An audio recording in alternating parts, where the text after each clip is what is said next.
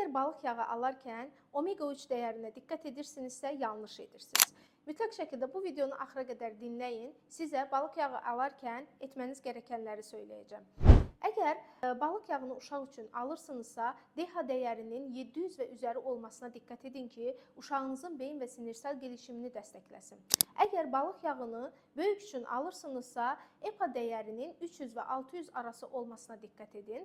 Bu zaman ürək-damar sağlığını dəstəkləyib, inflamasiya prosesinin zəifləməsinə kömək edir. Bundan başqa, balıq yağı alarkən diqqət etməniz gərəkən etil ester formunun olmamasıdır. Çünki bu form sintetik formdur, mədə-bağırsaq sistemində narahatçılığa səbəb olur. Triqliserid formu isə daha yaxşı mədə-bağırsaqdan sorulur və əminimi biyoyararlılığı daha üst səviyyədədir. Kiçik tünd rəngli şüşələrdə almağa diqqət edin.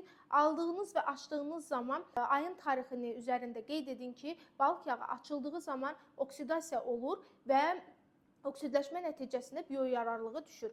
Əgər sizin üçün də maraqlıdırsa, şərhlərdə balıq yağı yazın. Mən sizə ən çox sevdiyim və tövsiyə etdiyim balıq yağlarının adlarını DM-də göndərə bilərəm.